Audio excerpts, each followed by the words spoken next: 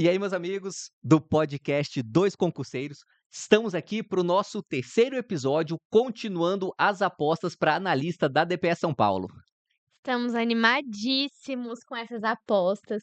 Foi um grande sucesso nosso primeiro, muito Verdade. feedback Vou positivo. dizer que eu fiquei surpreso, viu? Assim, eu achei que fosse ter menos visualizações, menos repercussão e tal, tá? Foi massa, foi massa. Também fiquei bem feliz porque esses episódios dão um trabalhão. Então, Mas a gente preparou o resto das matérias, a aposta isso do aí. resto das matérias, então a gente acha que a gente vai conseguir cobrir nesse episódio muita coisa para você também que está escutando no avião, indo para a Boa, prova. boa. É uma ótima, vai lá no Spotify, baixa. Inclusive, Show. já quero dizer que Ah, tem que ir no Spotify. Nem o Renério tinha feito isso.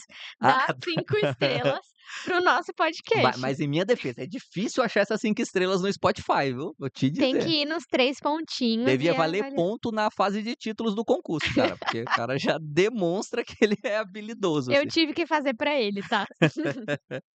Ó, mas vamos lá, vamos começar então essas nossas apostas de hoje com direito administrativo e tributário, que inclusive são as disciplinas que eu darei aula no nosso aulão, sábado de véspera agora. Lembra de deixar o link do aulão aí, tá, Jackson? Pra quem tiver interessado, tá quase esgotando as vagas, mas ainda dá. Vamos lá, ó. Tá, critério geral que eu usei. Provas FCC, obviamente de defensoria, mas também uns elementos de analista, sabe. Porque tem alguns assuntos que não tá caindo tanto para a prova de defensoria propriamente, mas que são os assuntos importantes para a administração interna da defensoria.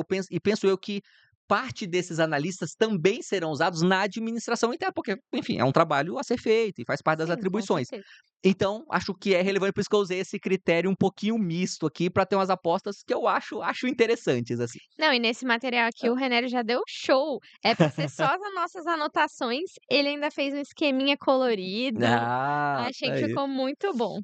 Ó, aí o seguinte, tá, esse material, galera, assim, não é um material acabado, não é um material que a gente fez para vocês não, para ser honesto, assim, eu fiz para me guiar aqui nas apostas, mas a gente deixa o link e disponibiliza para todo mundo. Como roteiro de estudos é legal, como fonte de estudos não, porque eu só cito algumas coisas, mas, por exemplo, tem umas horas que eu cito uns dispositivos legais da Lei 14.133, são os que mais caem nesse tipo de prova. Uhum. Então, tipo, a lei, eu não coloco a citação expressa, mas eu digo uns artigos. Então, vale a pena você pegar como um roteiro, assim, vale a pena baixar aí. Vamos Então lá, ó. vamos lá. Começando, direito administrativo, atos administrativos. Atos é sempre relevante, até porque é daqueles assuntos estruturantes, né? Serve até para você acertar coisa que não está em atos administrativos, está em Mas outro quando assunto. você entende a lógica ali, você Exato, começa a acertar. exato. O primeiro ponto específico de atos é silêncio da administração. Por que eu trouxe esse assunto aqui? Porque no silêncio da administração, a fazenda pública, o poder público, ele deixa de fazer algo, é realmente omissivo, ele deixa de decidir e, ao deixar de decidir, o particular vai buscar a ajuda judicial para que a administração saia da sua posição de silêncio, sabe. Essa ajuda judicial muitas vezes é buscada com a ajuda da defensoria, Uhum. porque por vezes é uma questão que envolve alguém que está, enfim, que está precisando do trabalho da defensoria. Então, por isso penso eu que é um tema relevante aqui. E o que é importante você saber nesse assunto? Olha, o silêncio da administração, primeiro, ele não é um ato administrativo, ele é um fato administrativo, porque ele tem repercussões de efeitos jurídicos dentro da administração, mas ele não é um ato porque não tem uma manifestação de vontade de ninguém, né? Só ficou Uhum. calado, não manifestou uma vontade. Então, ele é um fato, não é um ato. E o segundo, e mais importante, o juiz, ao decidir, ele não pode elaborar por si só o ato administrativo. Ele tem que mandar a Fazenda Pública analisar a questão. E eu acho que esse ponto é um Hum. ponto que dá para você, traçar uma lógica para todas as outras os outros institutos de direito administrativo. Ah, sim. Por exemplo, dentro de alguma outra coisa, quando você for pensar assim: "Nossa, será que o juiz vai poder, quando ele analisa mérito administrativo ou Sim, sim. legalidade do ato", isso já é uma coisa que pode traçar uma lógica, e é isso que eu sempre falo para os alunos também. A Boa. gente tem que às vezes a gente não sabe o conteúdo, mas a gente tem que tentar buscar dentro da gente, não se desesperar, na hora de fazer prova objetiva, alguma lógica, porque a Sim. resposta ela tá ali.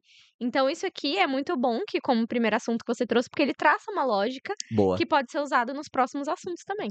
Boa, isso aí. Isso aí. Então, ó, silêncio da administração, primeiro assunto legal. Segundo, elementos dos atos administrativos, sempre muito cobrado, e é um assunto que tem repercussão em vários aspectos, assim.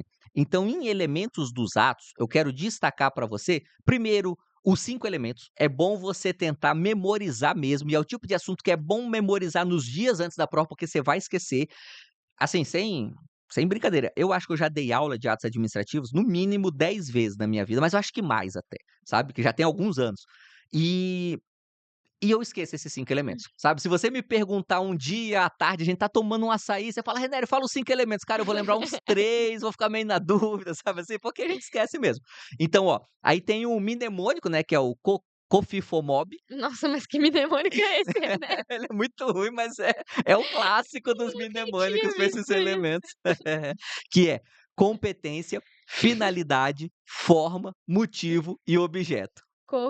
É. Cofifomob. Agora assim, se você tem memória o suficiente para memorizar esse mnemônico, você consegue memorizar os elementos sem o É mais mnemônico fácil. também. Tá. Ó, dado esses 5 elementos, tem algumas interações sobre eles que eu acho relevante você destacar. Primeiro, que a discricionariedade tem aquela diferença, né, entre o ato Uhum. administrativo vinculado e o discricionário. Basicamente, o vinculado é o que o gestor não pode decidir nada, ele simplesmente cumpre a lei, e no discricionário ele tem uma margem para decisão. A discricionariedade sempre está no objeto e na forma, só. Então, por exemplo, a competência nunca é discricionária. A lei Uhum. sempre fala, tipo assim, ó, é o defensor que faz isso, é o analista que faz isso. E acabou, não tá lá discricionário, sei lá, é o defensor, mas se o analista quiser, ele pode fazer. Não, a lei tem que definir ou dar competência concomitante, algo assim, né? Mas é a lei que define, não tem discricionariedade na competência, nem na finalidade, nem no motivo. Mas no objeto e na forma tem. Vícios na forma e na competência podem ser sanáveis. Aqui Isso en aí eu tenho um mnemônico que eu uso pra manda aí. decorar. Foco, forma e Ah, legal, competência. legal. Esse Boa, aí eu boa. tenho um pra decorar. Show. E esse assunto, inclusive, é extinção e saneamento dos atos administrativos, é um assunto que eu escolhi para tratar lá no nosso aulão, porque eu acho um assunto bem relevante aqui e que todo mundo que estudou direito tem uma noção deles, mas tem uns detalhes que caem muito em prova e que geralmente a gente esquece, então é um E é assunto aquele bom de revisar no peguinha, né? último dia. Exatamente, exatamente. Então até separei para a gente estudar lá no aulão de véspera. Abuso de poder decorre de vícios na competência ou na finalidade. E aí lembrando que o abuso de poder ele tem uma subdivisão, né, que aí foi aqui que eu trouxe o esqueminha que você falou, né. Bonitinho e colorido. E é uma coisa que sempre cai em prova, sério, é Sempre, impressionante. sempre. Que o excesso de poder é quando age fora da competência. Então, até é fácil de você visualizar, porque quando você pensa em excesso de poder, é porque alguém agiu com mais poder do que deveria ter, então ele está fora da competência dele. Já o desvio de poder, ele é competente, só que ele desviou, ele levou para o rumo errado. Por quê? Porque ele não atingiu a finalidade pública. Ele fez por algum motivo pessoal, por alguma Sempre outra tem razão. nas provas: "Ai, porque ele Sim. queria ficou inimigo do servidor", e Isso, aí esse é um clássico para remoção, né. aham. Exato, exato. Beleza. E aí, seguindo, outro assunto de atos administrativos, atributos dos atos administrativos. Aqui em atributos tem uma tem uma característica interessante, assim, porque a maior parte da doutrina fala em 3 atributos. A Maria Silvia Zanella de Pietro traz um quarto. Aí tem uma parte da doutrina que também traz esse quarto, mas é seguindo a Maria Silvia. A FCC eu já vi questão, mas não era de defensoria, outras questões, cobrando esse quarto atributo. Uhum. Então eu trouxe aqui também. Quais são os atributos, né? Presunção de legitimidade, ou seja, o ato administrativo ele presume-se legal, é uma presunção relativa, pode ter prova em sentido contrário, mas não tendo prova, presume que é legal. Imperatividade, porque o ato administrativo ele pode, atingir a esfera do particular, mesmo contra a vontade do particular. Então, por exemplo, pode ter um ato administrativo que fala: "Olha, nessa rua agora, todos os comércios têm que fazer uma calçada", sabe. Veja, ele Uhum. tá te obrigando a fazer uma construção no seu imóvel. Pode? Pode. Por quê? Porque a fazenda pública é assim mesmo. Porque os renérios do mundo querem mandar em todo mundo. Autoexecutoriedade, porque a fazenda pode executar os atos dela mesma, sabe. Então, por Uhum. exemplo, vai lá e fala, tipo assim: "Olha, você não pode mais você tá vendendo comida estragada aqui no restaurante, então você não pode mais vender, comida nesse restaurante". E a própria fazenda pública pode ir lá e mandar lacrar o restaurante. Então, autoexecutoriedade e tipicidade, que é esse quarto que é discutido na doutrina, mas que para a FCC eu entendo que você tem que falar que ele vale. Que a tipicidade é a característica de os atos administrativos eles terem que estar previstos em lei. Por isso, eles são típicos. Ele tem uma Entendi. tipicidade prevista em lei. Faz E, sentido. e o último assunto aqui de atos administrativos, que eu acho que vale a pena a gente ver, é o desfazimento dos atos. Que Uhum. tem duas formas muito famosas que qualquer aluno do segundo semestre da faculdade sabe. Se você não sabe, me desculpe. Mas deveria saber, tá? Que é a revogação e a anulação. Ah, eu sabia que você sabia, sim. Ó, revogação e anulação. Mas tem outros dois que esses são mais desconhecidos. Não, e esses são Hã, esse é aquele negócio que eu ficava vendo sempre antes da prova, porque principalmente quando eu fazia prova de sim. analista, Uhum. porque esse caducidade e cassação eu sempre confundia, Isso confunde, sério, sempre confundia. isso confunde. A caducidade ocorre quando o ato nasce legal, mas uma lei posterior torna ele legal, sabe. Uhum. Então imagine enfim, é uma situação tão pouco tão comum, mas em direito ambiental isso ocorre mais, curiosamente, assim, porque as normas ambientais elas mudam muito, às vezes Uhum. questão de zoneamento urbano também, sabe. Então é permitido algo numa região, de repente já não é mais, aí o ato Isso anterior aí ficou já é caduco. bom pra Defensoria do Rio Grande do Sul, Pô, que legal. porque vai cair ambiental e urbanístico, então já é bom Boa, saber. boa, boa, boa, legal. E cassação é quando o ato nasce legal também, mas o usuário daquele ato, o beneficiário, é que perde as condições para poder continuar usufruindo daquele ato. O exemplo típico de cassação é a carteira de habilitação, né. Você toma Uhum. 40 pontos na carteira de habilitação, você perde a sua habilitação, ela foi cassada. Mas veja, a lei continua igual, o ato era válido quando foi expedido, só que você que fez uma cagada e agora perdeu sua carteira. Beleza. Esse assunto também é um outro assunto que eu decidi tratar no aulão, porque eu acho que em 5 minutinhos dá para fazer uma revisão bem legal dele, é um tempo bem Uhum. aproveitado, assim, inclusive citando algumas normas da LINDB que interferem, principalmente na anulação e que dão umas coisinhas diferentes. Por exemplo, eu até citei aqui o artigo 21, que no fim das contas ele traz para o direito brasileiro o consequencialismo jurídico. É o tipo de questão doutrinária que tem uma Mas sabe relevância, você tem onde uma que chance, essa assim. questão é muito importante para quem vai fazer a Defensoria de Pernambuco? Por A quê? FGV ama esse assunto, É ama. não, que A legal, gente fez até um material no VND só disso, que a gente que não legal. tinha, porque Uhum. não é uma coisa que é comum para a Defensoria, mas a FGV ama consequencialismo jurídico, todos esses artigos da LINDB que tratam da administração pública. Então quem Uhum. vai fazer Pernambuco já fica ligado. Legal, bacana. Aliás, por falar em Pernambuco, é que o Rio Grande do Sul tá próximo, né, daqui umas Uhum. 2 semanas, É, 3, alguma coisa assim. no fim do mês. A gente vai fazer um episódio aqui de apostas para o Rio Grande do Sul? Podemos fazer, Bora, né? Bora, podemos bora. Fica fazer. legal, fica legal. Tá.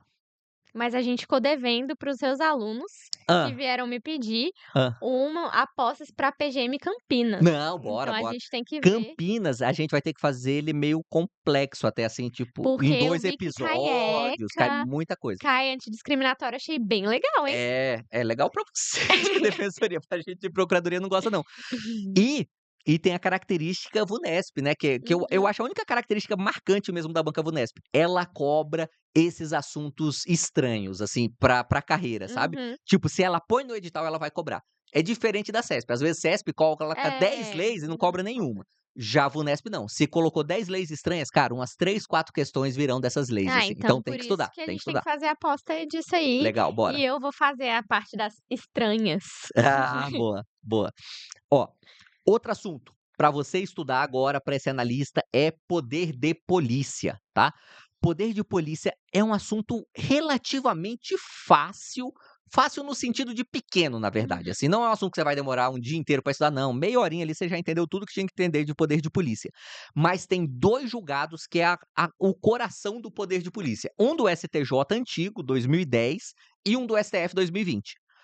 O do STJ, ele reconheceu a teoria do ciclo do poder de polícia e falou: olha, das 4 fases do poder de polícia, que é ordem ou legislação, consentimento, fiscalização e sanção, as 2 do meio podem ser delegadas para particulares. Por isso que, por exemplo, ó, a fase de fiscalização do poder de polícia, quando você está andando numa rodovia e tem esses radares de Uhum. velocidade, é muito comum que esses radares sejam de uma empresa concessionária. Essa empresa é ela que está fiscalizando o trânsito. Aí você fala: "Porra, mas a empresa pode fiscalizar o trânsito no lugar do poder público?" Pode. Ela pode aplicar a multa? Não. Quem vai aplicar a multa? Se for uma rodovia federal, ela vai passar essa informação de: "Olha, a Ana tá andando a 170 na Porsche dela aqui na BR-163". Aí passa pra PRF e a PRF aplica a multa em você. Tudo isso com o pé quebrado. Isso com o pé quebrado. Então você vê que a fase da sanção não pode ir para o particular. Já o STF tem um outro julgado que não é contraditório a esse, não é uma superação não, é só um distinguish, né, tá, analisa um aspecto diferente. Fala o seguinte: se essa concessionária for, na verdade, não uma concessionária, não uma empresa privada, mas for uma empresa estatal, empresa pública ou sociedade de economia mista que presta serviço público, ela pode aplicar a multa também. Então, se na sua prova cair exatamente assim, olha, a sociedade de economia mista pode aplicar multa no exercício do poder de polícia. Você marca verdadeiro, porque é exatamente isso que o STF entende. Nesse julgado 2020, é um julgado que eu já vi cair em umas 3 provas de procuradoria e já vi cair também em prova de analista de tribunal. Uhum. Então, acho que nenhuma dessas era FCC, mas enfim, é um assunto relevante para cair nesse analista aí, não custa nada, achei que valia a pena a gente trazer aqui. Nossa, esse próximo é a cara de prova de defensoria, hein? Teorias da responsabilidade civil? Pois é, ó. É a cara de prova de defensoria, sempre responsabilidade civil, tanto do Estado, quanto a gente já falou no outro episódio, Sim, porque realmente é um assunto que é um assunto afeto à prática, é né, não tem relevante mesmo. como. É relevante, de fato, de fato. É, ó, só se você caramba, você pensa assim, ó, nossos colegas policiais que estão assistindo aqui não fiquem chateados com o exemplo, mas a gente sabe que muita gente injustamente acusa, às vezes, um colega policial de cometer algum abuso. Quando esse colega Justamente. policial é acusado injustamente, eu já digo aqui, eh, eventual reparação não é feita pelo policial, é feita pelo poder público. Uhum. Por quê? Porque o policial está investido na função pública. Se o poder público for condenado, aí ele entra com ação de regresso contra o policial.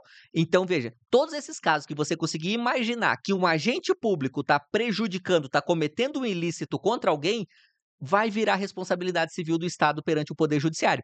Como você deve imaginar, o Estado não erra pouco no Brasil, sabe? A gente, nos diversos órgãos públicos, Pelo menos o infelizmente, a Estado gente erra reconhece. muito. É. Então, responsabilidade civil do Estado é sempre um tema relevante e, dentro desse assunto, vale conhecer as teorias. São 6 teorias, aí no materialzinho aqui eu até trouxe o esquema, inclusive com a palavra-chave de cada uma, sabe? Porque tem todo um conhecimento teórico a ser desenvolvido aqui, que honestamente esse não é o momento de você desenvolver conhecimento teórico, assim, sabe, de você ler 50 páginas sobre a origem da responsabilidade civil do Estado, pra você ver o caso, Blanc na França, enfim, não é esse o objetivo. Mas conhecer a teoria e as palavras-chaves que caem em prova, aí vale muito a pena nesses últimos dias. Então Inclusive para quem hã, tá escutando no Spotify, esse material a gente não consegue colocar no link no Spotify, mas tá no link no YouTube, é só colocar legal. 2 concurseiros que você consegue baixar lá. E eu também quero tranquilizar os corações de Hum, quem tá vendo alguma coisa aqui e que: "Ai, nossa, eu nunca vi isso". Exatamente o que o Renério estava falando, a gente trouxe palavras-chaves, coisas que você isso aí. consegue relembrar, e se você não sabe, decora isso aqui e Uhum. pronto, não é a hora de fazer coisas muito profundas, agora tá Sim. chegando muito perto da sua prova, não é pra se apavorar. Exatamente, exatamente. E, pra ser muito franco também, cara, olha, sei lá, eu nem sei quantos concursos eu fiz, mas eu fiz uns 20. Desses 20 eu passei acho que um pouco menos da metade, passei alguns, eu tomei posse em 5 e reprovei em mais que 5, assim, enfim. Uhum. Eu não sei os números exatos, mas só pra ter uma proporção. E eu nunca fui pra uma prova falando assim: "Caramba, eu sei tudo nesse Nossa, eu nu negócio, eu isso sei nunca muito", assim, aconteceu. sabe, tipo, Na verdade é o oposto, né, eu é sou aquela da zero autoestima, eu chegava em sim. todas as provas falando: "Ana Laura, eu não sei de nada, eu tenho certeza que eu vou reprovar", e ela: "Eu também", então era as Hã. 2. Então, mas eu já consegui chegar na prova falando, tipo assim: "Cara, eu estudei muito pra essa prova". Isso Não, eu já isso consegui, sim. assim, isso eu já consegui. Mas também já cheguei falando: "Cara, não estudei nada", foi fraco e o resultado foi bom, no fim das contas. E também já cheguei achando que eu estudei muito e o resultado foi ruim. Então, tipo assim, independentemente do seu nível agora, revisa o que dá nesses últimos dias, vai na tranquilidade, às vezes a prova escolhe a gente também, Com sabe. certeza. Tem prova que escolhe a gente, com certeza, isso aí eu não tenho nenhuma dúvida. Isso aí. Então, ó, Eu não vou falar aqui as teorias da responsabilidade civil do Estado, porque senão dá uns 10 minutos de aula só pra gente falar disso. O objetivo aqui não é ser aula, né? Só a gente fazer as apostas, tá no material aí as palavras-chave de cada uma. Só para deixar um destaque só. A teoria majoritária no Brasil é a do risco administrativo, tá? É ela que fundamenta a responsabilidade objetiva do Estado. É objetiva justamente porque não demanda culpa ou dolo. Tipo assim, esse é o aspecto principal para você saber dessas 6 teorias, mas você tem que conhecer as 6 para, enfim, para garantir um bom índice de acerto aí. Próximo assunto relevante, serviços públicos. Nossa, esse é muito. Serviços públicos, só para lembrando bem aqui, a gente não está falando de servidores públicos, não está falando dos agentes públicos. A gente está falando dos serviços que o Estado presta por si só ou, e é o que mais se estuda nesse assunto, os serviços que são prestados por delegatários, que são as empresas concessionárias, permissionárias de serviço público. E aí, ó, vale muito a pena ler o artigo 6º, caput, parágrafo 1º da Lei 8789, tá? Por quê? Porque ele vai falar o que é um serviço adequado. E quando ele traz esses elementos do serviço adequado, esses elementos eles já funcionam como uma espécie de princípios diretores do que é o serviço público, sabe? Então, se você compreende cada um desses elementos, por exemplo, você sabe que o serviço público ele tem que ter regularidade, tem que ter continuidade, tem que ter eficiência e etc. Você está entendendo quais são os princípios basilares para o serviço público, que é um tema sempre cobrado, Não, sempre e se cai relevante. uma questão concreta falando do assistido, por exemplo, que teve sua energia cortada, você já sabe que tem o princípio Uhum. da continuidade, então que não poderia ter sido cortado talvez daquela forma, um feriado, por exemplo, não pode. Legal, Então tá, sempre muito afeto. Esse tema do serviço público é um tema, inclusive, que cai em segunda fase de defensoria, que é um tema que eu acho que legal. pode vir no estudo de caso, mas também pode vir numa prova objetiva. Então é bem interessante. Esse artiguinho aqui que o Renério colocou no material é o mais cobrado sempre. Show. E, inclusive, eu coloquei um julgado aqui, que não é novo, é 2016, mas ele é bem relevante porque ele vai falar em quais situações pode ter a interrupção do serviço público, sabe? E aí, eu só quero trazer um detalhe. Esse julgado é 2016, ele é válido ainda, mas tem um julgado mais novo, de 2024, que vai falar especificamente para energia elétrica, sabe? E aí, especificamente para energia elétrica, por causa de uma resolução da ANEEL, a Inclusive essa resolução vive caindo em prova de é caindo mesmo? não, mas ela tá sempre presente nos editais. Eu tenho ela até naquele Interessante. vade-mecum que tá ali, Caramba, que interessante. porque ela tá sempre presente nos editais e vira e mexe uma aposta, assim, não Sim, cai bastante, mas é uma coisa que acende a luz, assim, pra você ver que o serviço público é tão importante que eles colocam até resolução da ANEEL, às vezes, nos editais. legal, legal. E essa resolução vai, enfim, tem vários artigos, e um deles vai falar: olha, no serviço de energia elétrica, para interromper, tem que notificar individualmente os usuários. Então, serviço público, energia elétrica tem que notificar individualmente. Outros tipos de serviço pode ser notificação coletiva, por Uhum. exemplo, anúncio em rádio. Então, por exemplo, se o serviço de água e esgoto vai interromper no seu bairro, só deles anunciarem na rádio, tipo assim, olha, sábado das 10 às 14 horas, tal, já é o suficiente, já pode interromper para fazer manutenção, enfim, fazer o que tiver que fazer Uhum. lá, né. Mais um assunto para a gente tratar, esse pode cair em direito constitucional também, tá? São os bens públicos. E aí, bens públicos tem vários aspectos, mas um que é muito cobrado nesse tipo de prova é a mera classificação entre bens federais, estaduais e municipais, tá? E essa classificação, ela tá quase toda na Constituição Federal. Artigo 20 e artigo 26. O 20 fala dos bens federais, o 26 trata dos bens estaduais. É difícil pra caramba memorizar esse rol, assim, é muito difícil, porque porque, porra, eu nem lembro quantos incisos tem, mas é inciso pra caramba, assim, sabe. Vale a leitura, mas é difícil memorizar. Algo que eu usava pra mim, que aí hoje eu levo nas aulas, porque eu acho que vale a pena, é entender que os bens federais, você pode agrupá-los em 4 categorias. E aí, se você tenta entender a lógica dessas 4 categorias, fica mais fácil para você chutar na hora da prova, se você tiver na dúvida. Então tem os bens federais por causa de segurança nacional, aí você pensa tipo assim: "Ah, terras da fronteira", pô, segurança nacional, faz sentido, né. Proteção à economia do país, então por isso que, por exemplo, o potencial de energia hidráulica é um bem federal, porque, enfim, é Uhum. importante para a economia do país como um todo. Interesse público nacional, sabe? E aí, por exemplo, as terras devolutas indispensáveis à preservação ambiental, ou sítio arqueológico, e extensão nacional do bem. É quando um determinado bem, ele atravessa mais de um estado. Geralmente rios e lagos estão nessa Faz todo categoria. sentido, né? Então, se você vê o rol de incisos, sei lá, tem uns 30 incisos. Mas se você conseguir lembrar dessas 4 categorias, já dá para pelo menos dar um chute bem qualificado, assim, ok? E aí, seguindo, próximo assunto, esse é inescapável em direito administrativo, Nossa, né? tristeza. Licitações. Ó, licitações é complicado. Tem muita coisa que pode cair. Tanto que, assim, no revisão, a aula de licitações são 4 aulas, sabe? Tipo, é o maior assunto dentro do curso extensivo junto com o controle de constitucionalidade, assim. Tipo, é Uhum. muito grande. E não são 4 horas enroladas não, sabe? São 4 horas ainda aceleradas para conseguir fazer tudo em 4 aulas lá. Eu separei aqui os 3 assuntos que eu considero mais prováveis para essa prova e não vale a pena você ler qualquer outra coisa que não a literalidade da lei. É para ler a própria lei. E aí eu coloco aqui, ó, modalidades e critérios de julgamento, artigos 28 a 39. Pelo menos são poucos artigos, né, René? Você foi S bonzinho. são poucos, mas, por exemplo, esse de modalidades tem uns artigos que dão uma destrinchada aí, assim, Vamos mas passar não o muito não. olho, gente, não precisa ficar Isso. decorando cada Ó, coisa não. contratação direta, 72 a 75 e procedimentos auxiliares, 78 a 87. Se você conseguir pegar bem esses artigos, que realmente não são muitos, mas tem alguma dificuldade aí, não é um serviço banal não, assim, eu não tô falando: "Ah, vai ser facinho para você", não, Uhum. não vai não. São uns 35 artigos, mas são uns 35 artigos bem alguns são um pouquinho trabalhosos.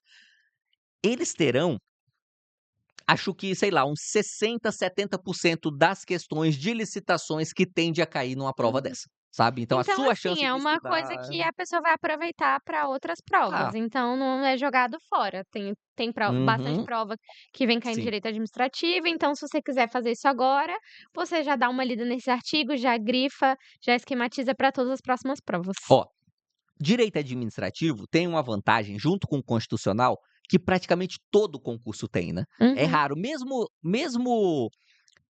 defensoria cobrando pouco administrativo, ainda cobra administrativo. E licitações está em todo edital. Então, assim, você nunca vai estar perdendo seu tempo lendo a lei 14.133, sabe. Sempre você está aprendendo coisa relevante, ou para agora ou para o futuro, assim. Contratos administrativos, eh eu trouxe só um destaque aqui, de contrato administrativo, porque de vez em quando tem uns alunos nossos que erram uma coisa que é só um detalhezinho, e aí esse detalhezinho eu falo: "Porra, cara, não dá pra errar isso", sabe. Esse é o tipo de coisa que você tem que acertar, assim. Que medo, não sei se eu vou saber. Que então, mas não é tão banal assim, mas é relevante. É a diferença entre contrato administrativo e contrato da administração, sabe. Que o contrato da administração é qualquer contrato que a administração faça. O contrato administrativo é aquele que segue o regime jurídico administrativo, ele segue as Hum, normas de direito público. Porque tem alguns contratos, por exemplo, contrato de aluguel. Quando a administração faz um contrato de aluguel, ela segue as normas da lei de locações. Então, é um contrato de direito civil, é um contrato privado. A administração ela está em uma situação de igualdade com o locatário, com o locador.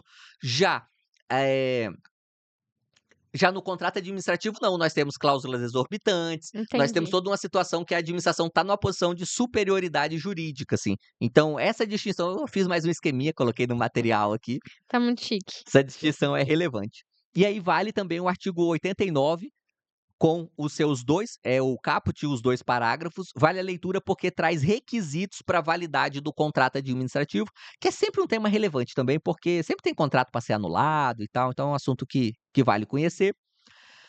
Mais um dever de casa aí para ler uns artigos, 105 a 114 da 14.133, trata da Nossa, validade esse dever de casa do René tá sofrido, viu. tá, velho, Meu tá. Eu Deus. tentei colocar poucos, mas 14.000 licitações e contratos é letra de lei, pô, Tá é sofrido. letra de lei.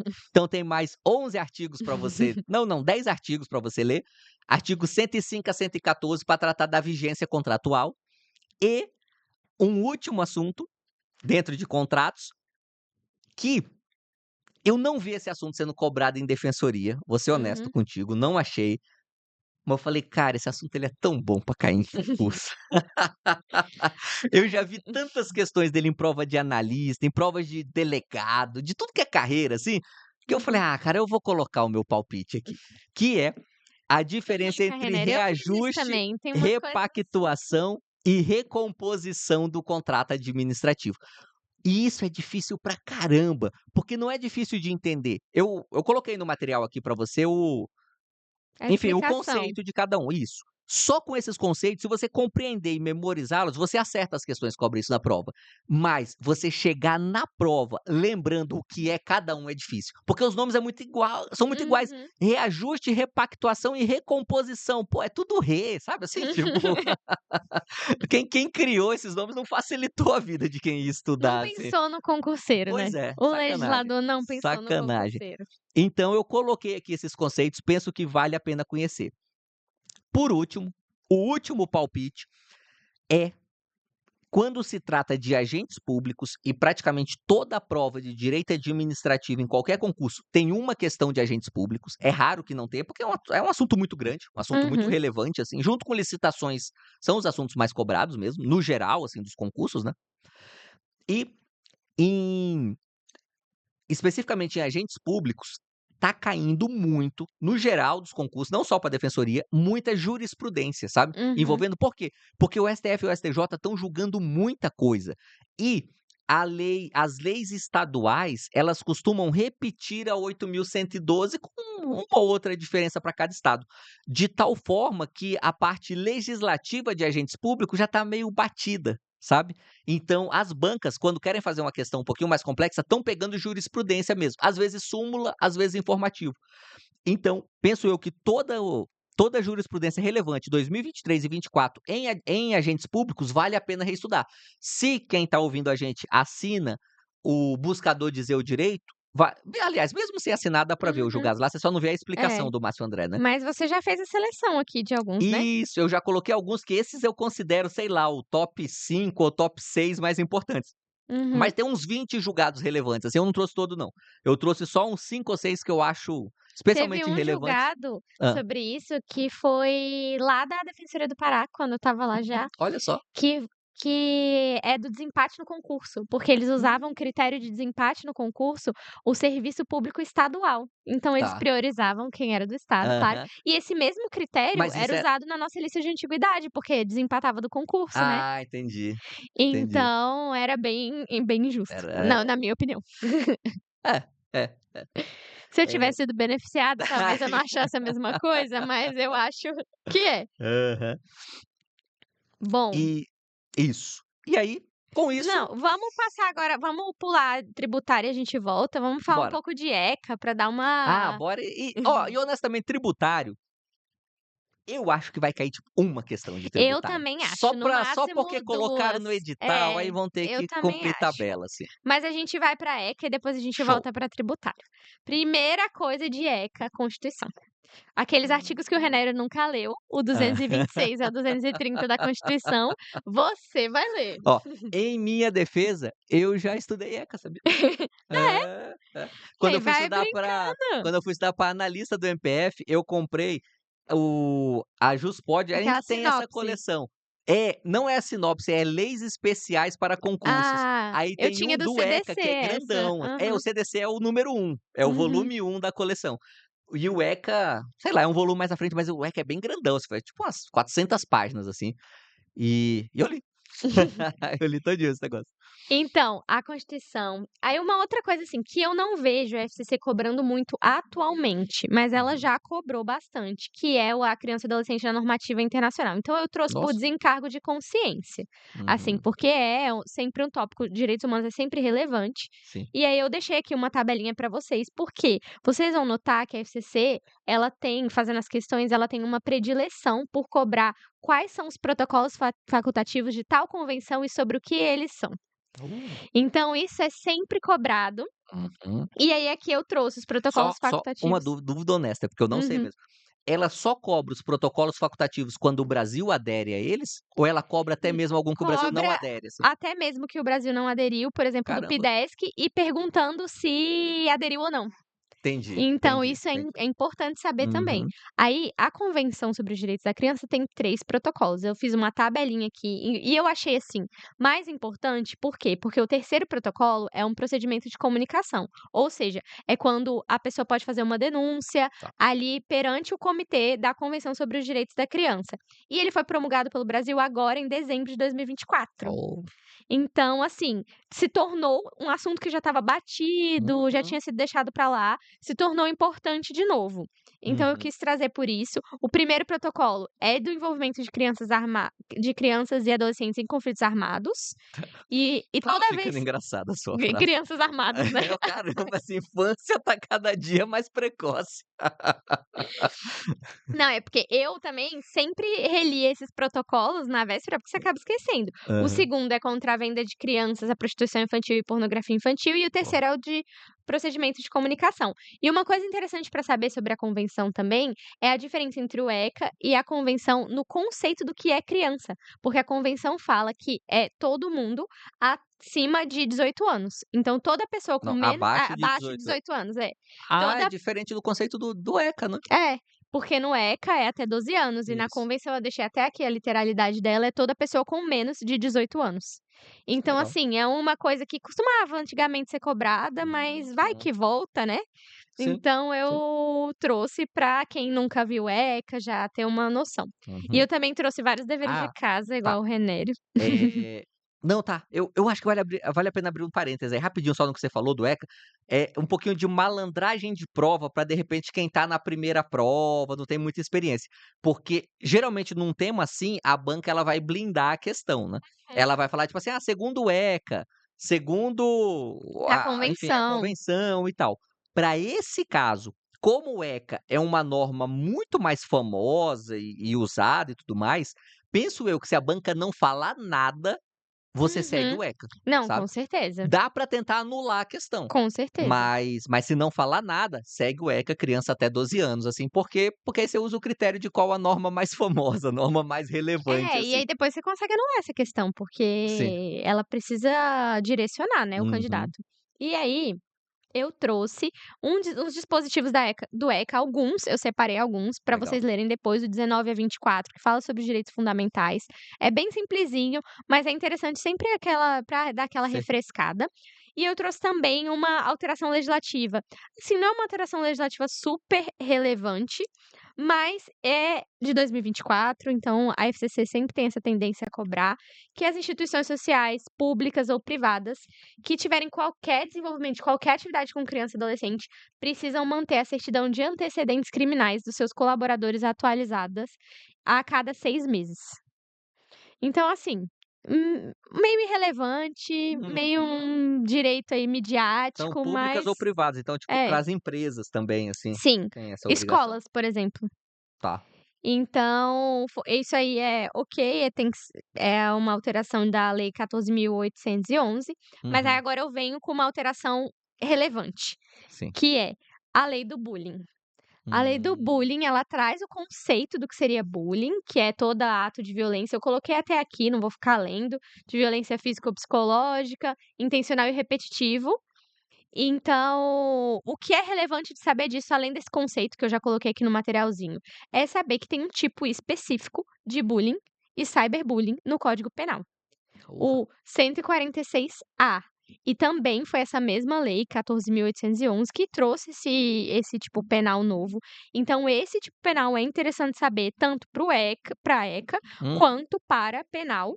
Uhum. E, assim, ele é um tipo penal que é muito criticado, porque no fim das contas é uma pena de multa e quem vai acabar pagando essa multa, se for, por exemplo, uma criança É que o tá com pai, né. é o pai, e ela não comete crime, então, assim, é uma coisa que acabou que não dá em muito nada, a não ser Uhum. que seja, sei lá, um adulto fazendo bullying, enfim, não dá pra é um tipo de tipo penal que não faz muito sentido, mas aí tem o parágrafo único, e o parágrafo único é de cyberbullying. Então, é a mesma conduta do Uhum. bullying, só que realizada por meio de rede de computadores, rede social, e ele traz aqui ainda jogos online. E eu acho esse destaque interessante, porque Aham. assim, e qualquer outro ambiente digital ou transmitido em tempo real. Então o legislador aqui colocou vários aspectos. O Jackson, por exemplo, que vive cometendo Aham. cyberbullying em jogos online, Aí, Jackson. tá vendo? É um tipo penal, Jackson. Ah. E se o Jackson xingar um boliviano no jogo online? É um Cyberbullying. crime transnacional, Jackson, fique ligado. E aí, a pena nesse caso, a pena é de reclusão de 2 a 4 anos e multa, se não constituir crime mais grave. Então, assim, é interessante porque é alteração legislativa. E agora um tema que sempre, sempre, sempre, sempre cai na FCC. A Ana Laura vai falar mais sobre isso na nossa aula de véspera, até porque Legal. ela que é especialista em ECA, não sou eu, Uhum. mas eu quis trazer aqui de qualquer jeito, que é a família substituta, especialmente a adoção. E aí eu que assim, como ela vai falar com muito mais detalhes na aula de véspera, eu quis trazer só um julgado. É um julgado que não é super novo, mas ele é bem paradigmático e cai bastante em provas da FCC que, eu não sei se você sabe ou não, vamos testar seus conhecimentos de ética. Bora. Avós, ascendentes, irmãos podem adotar? Cara, eu te juro que eu sabia isso. Eu Chuta sim ou não, René? eu te juro que eu sabia. Não, eles não podem. Boa, Eles exato. podem ter a guarda só. Exatamente, eles É. não podem adotar. Só que o STF não, o STJ veio com uma jurisprudência falando exceções a esse Ah, dispositivo, que legal. é o 42, parágrafo 1º, porque ele não pode ser aplicado assim a ferro e fogo, até Uhum. porque a gente tem que entender a realidade do nosso Sim. país. Eu peguei várias, adoções em que a avó era de fato a mãe da criança, porque a mãe de sangue da criança era tão pequena que ela era criada como irmã. Sim, Então a sim. gente tem que levar isso em consideração. Então o STJ, eu deixei aqui o julgado inteiro, mas ele admite essa relativização quando o pretenso adotante seja menor de idade, então não dá para Uhum. ter 18 anos, 19, os avós exerçam com exclusividade as funções de mãe e pai do neto desde seu nascimento, que é, por exemplo, esse caso que eu peguei lá Uhum. na minha comarca, em que da mãe da criança tinha 12 anos e os avós Sim, criavam os 2 como irmãos, eles sim. sempre se entenderam como irmãos. Aí tem que atestar a parentalidade socioafetiva, por estudo psicossocial, isso é super Uhum. importante também na prática. E ele tem que se reconhecer, então pergunta-se para criança, para adolescente se ele reconhece, sem conflito familiar, porque às vezes a mãe pode se opor. Claro. Então isso faz parte do critério. E também que não tenha confusão mental na criança, porque às vezes aquela criança ali entende eles como avós, enfim. Sim. E aí o STJ colocou todos esses critérios, eu coloquei aqui, o julgado inteiro no material, mas a adoção, o principal, se você não conseguir lembrar de tudo isso, até porque eu acho que nenhuma questão vai perguntar tudo isso, porque é meio lógico, dá para ir raciocinando, Uhum. mas o principal é que a adoção tem que ter reais vantagens pro adotante, pro adotando. Então a criança que vai ser adotada, ela precisa ter uma real vantagem naquilo ali, então ela já Tá. estava Esse é um vivendo requisito que o STF colocou no o julgado. STJ, sim, O STJ, tá. colocou. Mas assim, é um requisito que eu acho que, se você não lembra de mais nenhum, você lembra desse, e aí Hum. você consegue ir pensando nos outros na Sim, lógica. sim. Você consegue ir pensando: "Ai, o que que vai ser que vai dar uma real vantagem pra ele? Ai, se ele já trata aquela avó e aquele avô como pai, pra ele é uma vantagem". Por Sim, sim.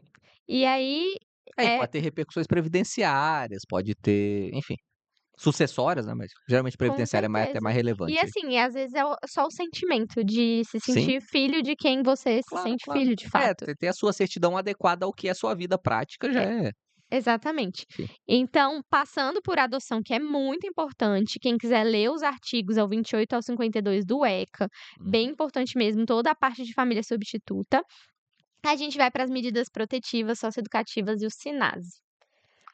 As medidas protetivas e socioeducativas estão no ECA. Eu deixei aqui o dever de casa de ler o 98 ao 125. Não se desesperem se vocês não conseguirem fazer todos os nossos deveres de casa. Uhum. Eles são só, assim, indicativos para você que Sim. está se sentindo um pouquinho perdido e quer alguma coisa para ler nessa reta final.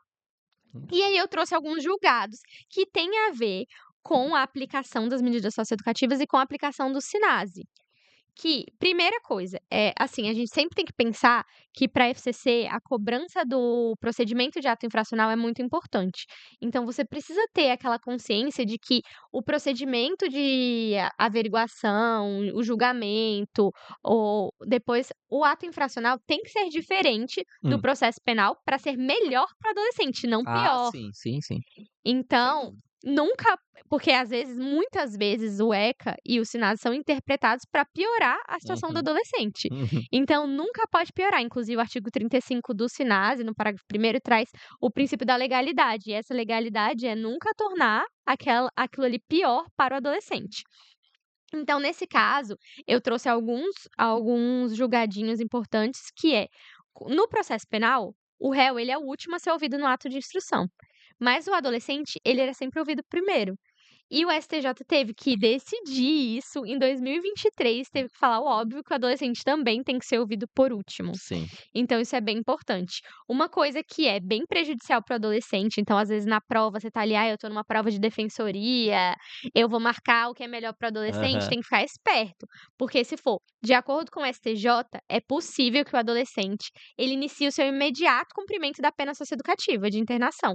Então assim, imediatamente, mesmo que ele tenha interposto recurso de apelação e esteja aguardando julgamento. Então isso aí é um pouco contraintuitivo É, numa sim. prova de defensoria, É, por isso sim. que eu trouxe esse julgado, e ele não tem direito de aguardar em liberdade, o que é completamente absurdo, mas Eu não é marcaria isso na prova não. Sem conhecer o julgado que você está falando, eu ia falar: "Poxa, se você reconhece para os maiores o direito ao à pena só após o trânsito em julgado, não faria sentido não reconhecer para o menor, assim". sim. Exceto em questão cautelar, enfim, não é disso que a gente tá falando, né. A gente tá falando só de cumprimento antecipado da pena, que não é pena, mas é É, pena, né. mas é pena, exatamente isso, porque o argumento é sempre: "Ah, mas não é pena, Ah, é educativo, não sei o uhum. quê". Eu quero ver eles Vou irem te lá educar lá aham, então. irem Sim, numa casa, de recolhimento de adolescente para ver se você acha que é educativo. É um ambiente tão hostil sim, quanto. sem dúvida. Não Claro que não deveria é ser, mas igual um claro que presídio, obviamente, ainda bem, mas é um ambiente muito hostil, então não é educativo, é uma pena mesmo. sim. E aí eu também trouxe umas súmulazinhas. ECA tem poucas súmulas, então sempre vale a pena estudar as súmulas, porque elas são cobradas e são poucas, então é aquele custo-benefício bem bom. E eu deixei aqui as súmulas, nem vou ficar lendo, mas uma que eu quero destacar é a 338 do STJ, que é a prescrição penal, ou seja, a prescrição penal normal, é aplicada nas medidas socioeducativas, porque isso foi uma grande discussão e uma grande batalha da Defensoria Pública para aplicar a prescrição penal nas medidas socioeducativas. Então isso é bem importante, mas o cálculo todo é feito de uma forma diferente, é bem mais profundo isso, Olha mas só. eu vou deixar isso para diva do ECA, e eu não acho que nessa prova em específico é necessário se aprofundar muito nas coisas. Sim, sim. Então você precisa ter só o conhecimento da literalidade da súmula. E quase acabando o ECA, eu trouxe a Lei 13.431, que é a Lei do Sistema de Garantias.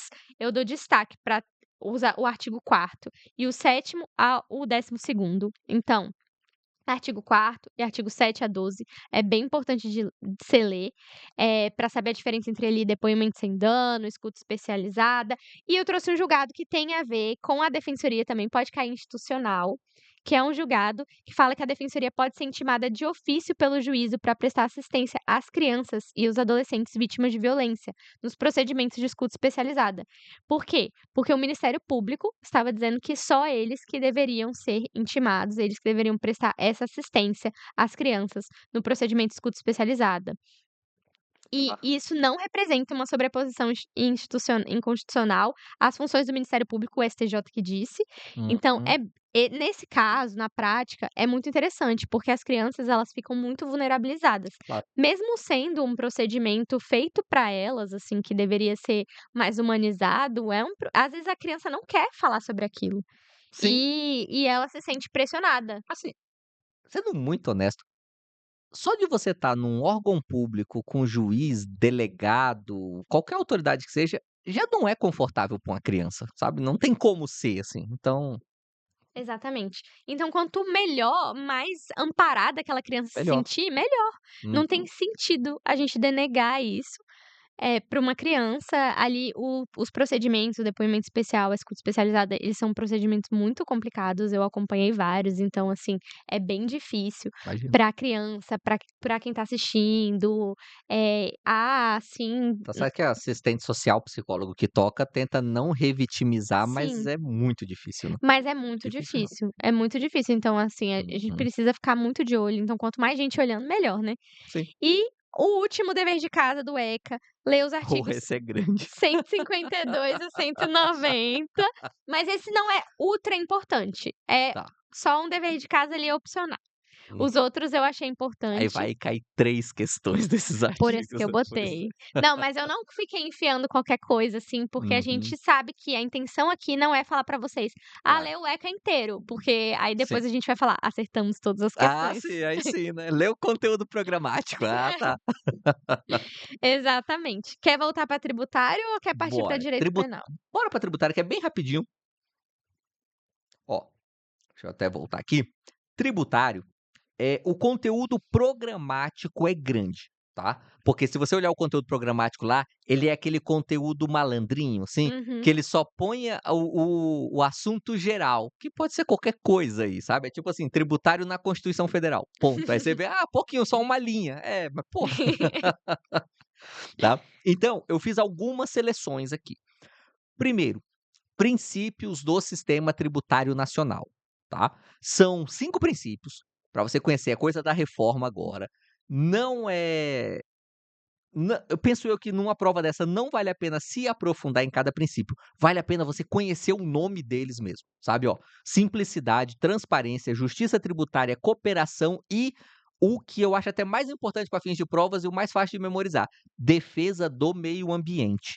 Esse aí eu não chutaria. Então, essa reforma tributária, ela tem um viés ambiental, tá. Uhum. Então, se você, na hora da sua prova, tiver que chutar alguma coisa e tiver alguma assertiva que gera algum benefício, alguma coisa em prol do meio ambiente, é um bom indicativo de chute pensando em reforma tributária, sabe. Porque tem vários aspectos, assim, que prevê tributação diferenciada para bens que tiver até, sabe, um melhor descarte, um descarte ambientalmente mais correto, sabe, coisas que envolve bem ambiental, a ideia é que a tributação proteja. A gente já falava no Brasil antes em ICMS ecológico, que Inclusive caiu na prova objetiva do Paraná, olha o só que legal, ICMS ecológico. legal. Que ano isso? Você Agora, na última prova, porque tá. tem um povo no Paraná que é os faxinalenses, que é um povo, Nossa. originário, e aí esse Ah, povo aí conta toda uma história, mas no fim das contas era sobre ICMS ecológico. interessante, Uhum. interessante. Então, eu já vi cair, eu acho que na PGE Mato Grosso do Sul também. Enfim, então já existia ideias assim dentro do direito tributário. Na verdade, ICMS ecológico é uma questão de redistribuição de receitas, né. Uhum. Então, se for para ser muito chato, assim, na verdade é direito financeiro, nem é tributário. Mas é só porque eu sou professor de Não, financeiro, não eu tô começa defendendo com minha essa disciplina história aqui. não, ô Renério, sai fora com isso. Mas agora, quando fala defesa do meio ambiente, é para questões tributárias mesmo, para saber Uhum. quem vai pagar mais tributo, quem vai pagar menos tributo. Então é um princípio relevante agora. Eu achei bem legal esse aqui de justiça tributária, hein, tem cara de prova de defensoria.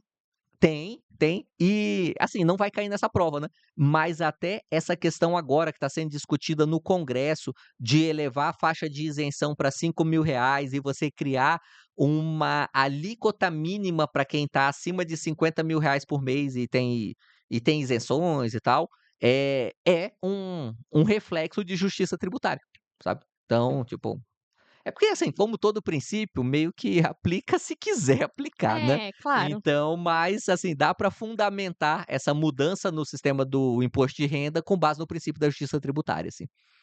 Inclusive é o fundamento principal do sabe quando o governo faz a lei, que nesse caso é iniciativa do chefe do executivo, né, e Uhum. aí ele manda lá a exposição de motivos, assim, justiça tributária é até o motivo principal e mais óbvio, assim. Tá. Para ler na Constituição, artigo 150 a 152. E olha, tem muita jurisprudência envolvendo isso, mas muita mesmo.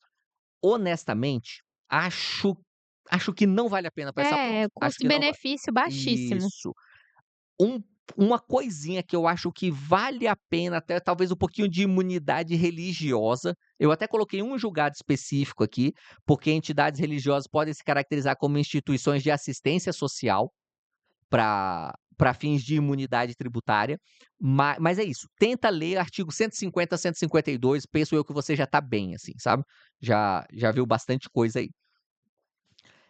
Fato gerador e formas de lançamento tributário são dois assuntos sempre muito cobrados. Uhum. Mas custo-benefício baixo agora, porque é tributário, sabe? Se fosse uma prova de outra carreira que eu tiver, ou se esse edital tivesse falado assim, ó, vai cair 5 questões de tributário, Uhum. eu ia falar, ó, leia sobre fato gerador e lançamento.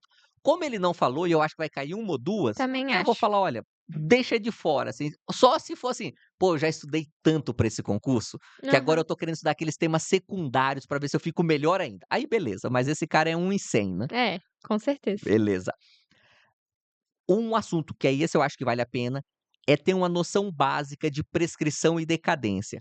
Porque eu não sei se você chegou a pegar isso na sua experiência profissional, Ana, mas a defensoria trabalha muito com isso em execuções fiscais, Uhum. sabe? Que, assim, a execução fiscal é o tipo de coisa que eu acho que ninguém faz concurso para defensoria pensando: "Nossa, eu vou atuar em execuções Não, fiscais", sabe inclusive assim? eu postei várias vezes, eu: "Olha aqui gente, eu estou fazendo execução estou trabalhando na execução fiscal, Sim. você quer ser defensor e tá vendo que você não sabe nada de tributário, você vai ter que aprender". Eu fiz defesa de curadoria especial e Uhum. de empresa que sonegou ICMS, Sim, várias coisas eu tive que ficar estudando os as defesas lá, porque, assim, criminal, né. sim.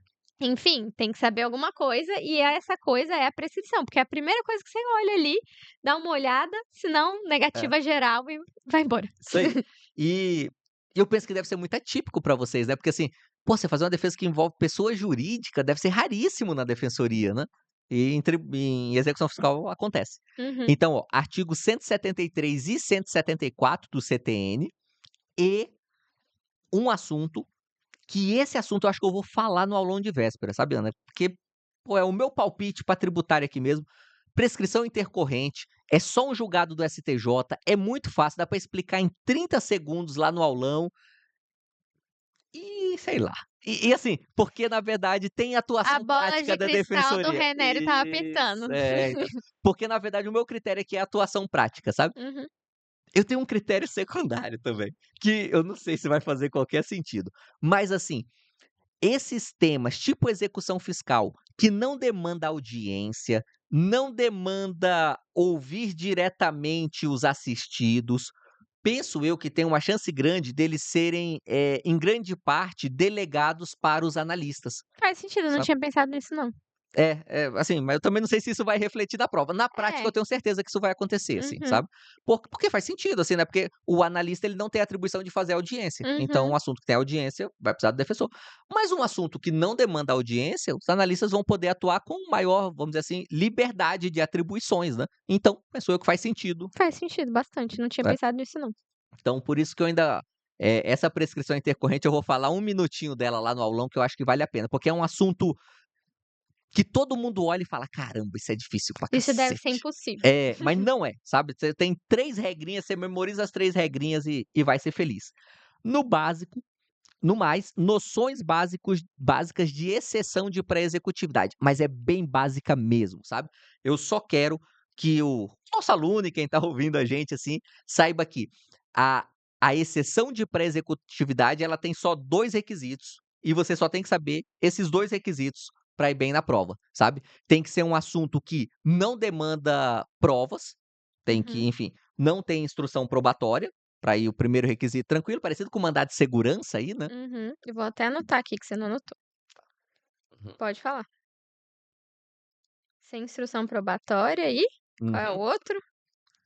Puta, eu esqueci. Anotou, tá vendo? Foi. Qual que é o outro, você lembra? Como que eu vou saber disso, Renério? Não sei. Sem instrução probatória e sei lá, ué. Tá vendo, gente? Quem sabe faz ao vivo. E é por isso que você precisa ir pro aulão, porque é pra você não esquecer coisas básicas. Ah, pô, caraca, eu já estudei muito isso na vida. Demanda, eh, que possa ser conhecida de ofício pelo Ah, juízo. conhecida de ofício, pronto. Isso. Você tá alterando o documento? Tô. Ué, pra mim aqui não tá alterando não. Ah, mas aqui deve ser que a internet tá ruim. Uhum, Mas eu tô vendo seu mousezinho aqui mexendo. tá. Então, encerramos tributário? Encerramos tributário. Agora vamos para penal. Hum, Penal tem a aposta que todos apostarão e que a gente acha que vai estar mesmo na prova, que é o pacote antifeminicídio, sim, porque foi uma alteração de 2024, uma alteração muito importante, uma alteração que tornou o crime de feminicídio um crime autônomo, porque já era crime, mas agora é crime autônomo, 121A, com pena de 20 a 40 anos, uma pena altíssima. sim. E tem outros aspectos que são interessantes, eu colei o texto da lei aqui, não vou ficar lendo, mas a pena de é muito importante, eu acho, Hum, para os nossos alunos lerem esse artigo, decorarem o quais são as causas de aumento, porque a FCC, assim, por mais que não seja uma banca muito copia e cola mais hoje em dia, porque antes tinha o sim, apelido, né, sim, sim. Fundação Copia e Cola, Aham. já que você já tá falando aqui, não é uma banca que tem essa característica na defensoria, então ela não fica pedindo fração, mas eu acredito numa questão, assim, talvez com um caso concreto, e aí perguntando se tem caso de aumento nisso ou não, se é de 1/3 até a metade em alguns, se não é. Então, assim, importante ler esse aqui, que é durante gestação, criança menor, com menor de 14 anos, enfim. E também eu vou destacar o em descumprimento de medidas protetivas de urgência. Só que não são todas as medidas protetivas de urgência, então eu achei isso com muita cara de prova objetiva, sabe. Hum, Porque e aí eu deixei aqui no arquivinho quais são as medidas protetivas de urgência. Do artigo 22, hum. a suspensão da posse ou restrição do porte de arma, o afastamento do lar e a proibição de algumas condutas. Então, essas vão ser causa de aumento de pena. Outras medidas protetivas de urgência, se forem descumpridas, não é causa de aumento. Então, assim, muita cara de prova objetiva, Sim. sabe?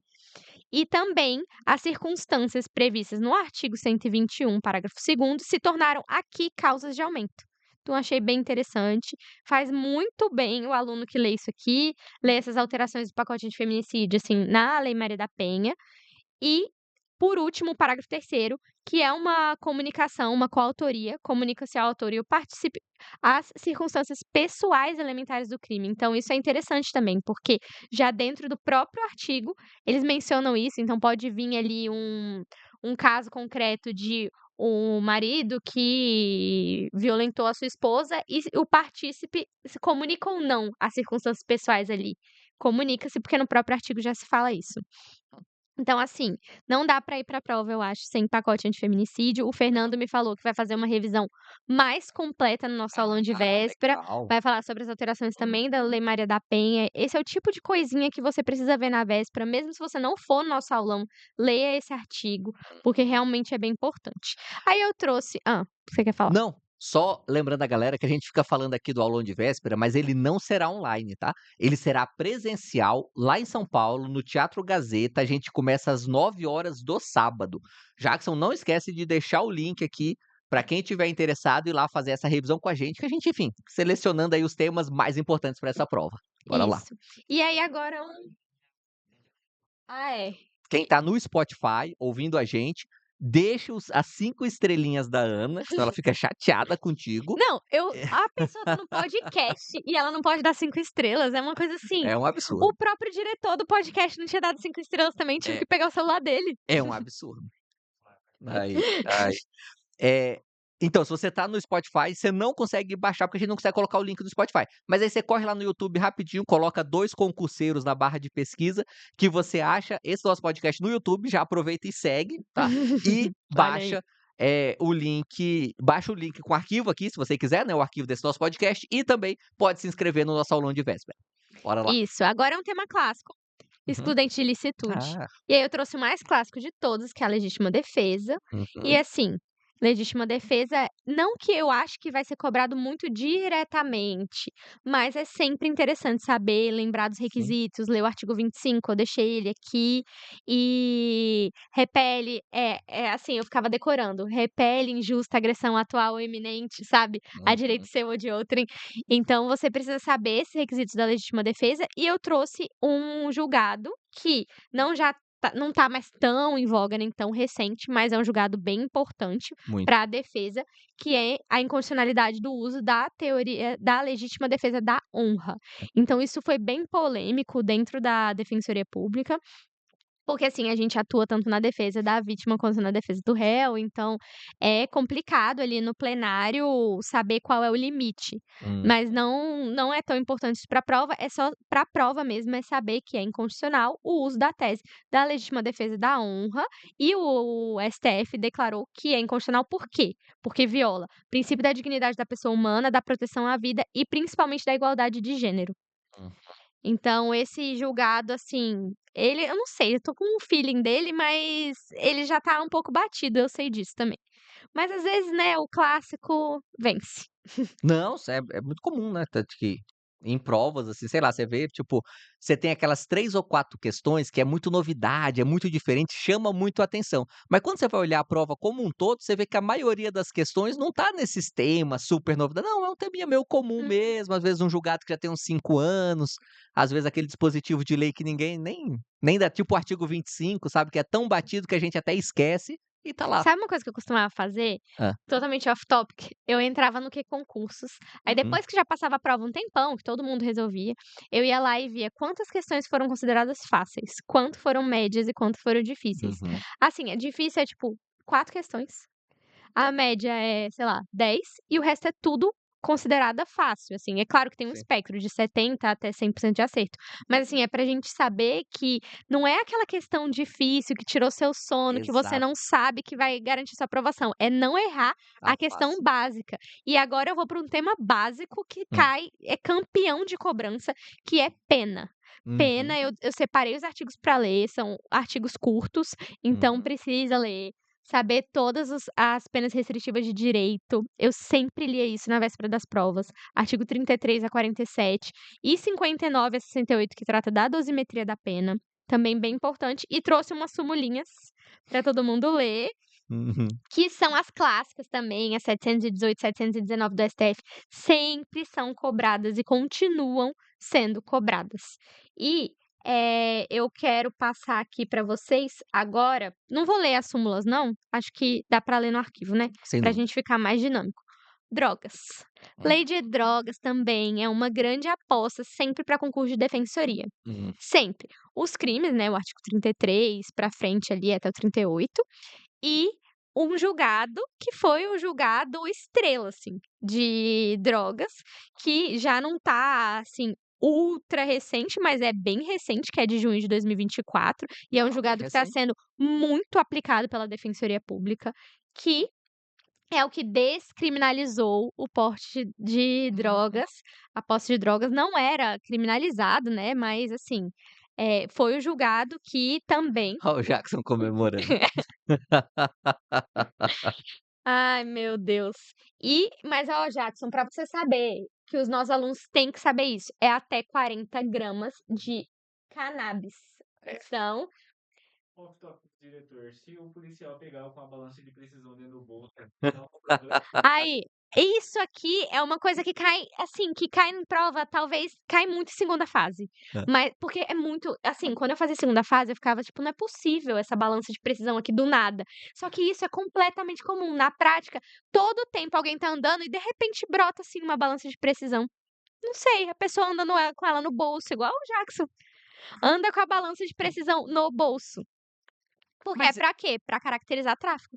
então, porque esse é um elemento que é Sim, tráfico, assim. mas Mas voltando. assim Hum. tá, só porque ainda coisa que eu me entreter. Mas, na sua visão, como defensora, nos casos que você pegou, essa balança às vezes ela era plantada?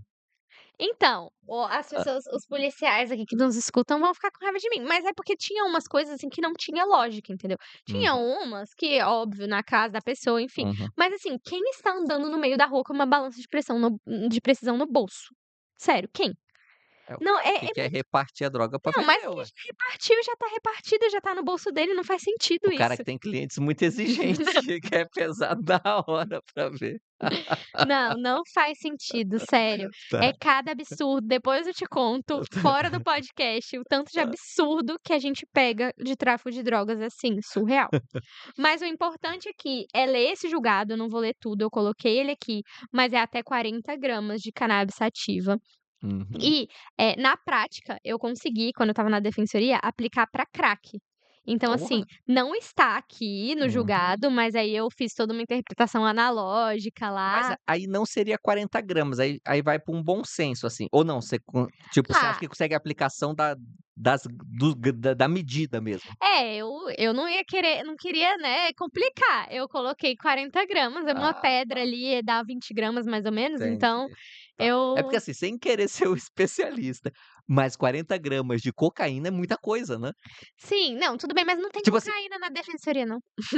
da Assim, droga de tem, rico. mas é menos, bem menos, eu acho que eu Tá, peguei caso tá. de cocaína, sei lá, 2 vezes. Caramba, tá, entendi. É tudo Legal, é legal. Sempre sempre tem umas noções práticas que eu não imagino, assim, só é depois que você sempre fala pô, crack, é verdade. tipo, é sempre crack, aí uma Tá. pedra de crack tem, tipo, 20 gramas, depende, dá Uhum. assim, mais ou menos, eu faço esse cálculo. Entendi, entendi. Então, não usem droga, gente. Isso aqui é meramente educativo, viu, Jackson? Então, é apenas especulações. Então tá, o julgado tá aqui, a gente já se alongou nisso aqui mais do que deveria. Leiam esse julgado, que ele é bem, bem importante. É o tema de repercussão geral 506. Você trouxe furto privilegiado? O que é? Bem assim, porque assim, crimes patrimoniais são sempre importantes, Tá. sempre. E assim, a tese defensiva que você mais utiliza é de furto privilegiado, assim, você utiliza muito. Claro, tem outras, óbvio, mas você tá tentando sempre desclassificar ali. Uhum. Então, os crimes patrimoniais, eles costumam cair em prova e furto privilegiado é interessante você saber os requisitos. Principalmente, assim, se não for para essa prova objetiva, vai ser para um estudo de caso da segunda fase. Porque ali vai aparecer um assistido que aí estão querendo condenar ele por furto qualificado com rompimento de obstáculo, não sei o que, não sei o que. Na verdade, nada daquilo aconteceu e era um furto privilegiado, entendeu? Sim. Então, primário, de pequeno valor a coisa furtada, aí o juiz pode substituir a pena de reclusão pela de detenção ou diminuí-la de 1 a 2 terços, ou aplicar somente a pena de multa. Daí É. depende. Acho que vale a pena é banal, mas vale a pena lembrar, né, porque esse pequeno valor é se for realmente pequeno valor. Se for ínfimo, aí vai pra bagatela, né. Aí Isso. até Olha, o descriminaliza, assim, Renério penalista. atipicidade material da conduta. A Olha. última coisa que tem na minha memória de penal é isso. E o dever de casa, bem curtinho também, de penal, tô dando dever de casa curtinho. 29 a 31, que é concurso de pessoas, que é sempre bom relembrar. E de erro, o artigo 20. Legal. Agora, processo penal. Eu ainda escrevi aqui, a NPP sempre e todo dia. A NPP, assim, eu acho impossível não estar nessa prova. Eu Legal. posso, assim, morder minha língua, depois se não Uhum. tiver também tudo bem, mas vai estar nas próximas, e É, é isso aí. Porque a NPP na prática é muito, muito, muito utilizado, assim, sim, fazia um monte de NPP todo dia, imagino. então os requisitos do NPP são muito importantes para o analista saber, para o defensor saber, para todo mundo saber. Então, lê o artigo 28A, não vou ficar falando aqui todos os requisitos, mas é assim, de suma importância. Eu separei 2 julgados aqui, porque a NPP tem tido muita repercussão jurisprudencial, até porque tem Uhum. sido muito utilizado na prática. Inclusive, na comarca que eu estava, a gente fez vários NPPs para os assistidos que, assim, que concordavam com o acordo, enfim, que estavam dentro dos requisitos, dar brinquedo para as crianças no Dia das Crianças. Ah, legal. Então, a gente tinha muito essa coisa prática também, o dinheiro dos ANPPs indo para o ar-condicionado dos presídios. Ar-condicionado não, que não tinha ar-condicionado, mas eu digo a tubulação ali de ventilação Sim, para, sim, sim. enfim. Os 2 julgados que eu separei aqui é a celebração do ANPP em caso de processo em andamento, quando da entrada em vigor do pacote anticrime.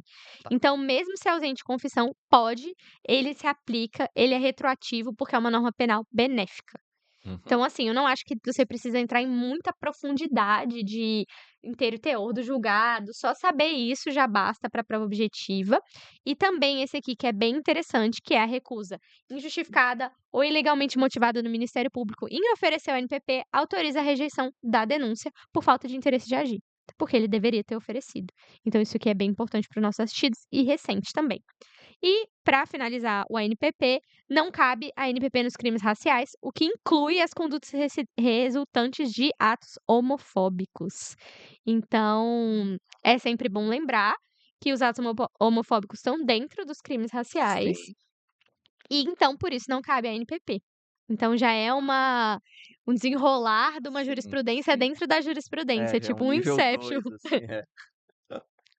E aí, provas. Provas também é sempre bom dar aquela olhadinha no Código de Processo Penal, quem não tiver olhado.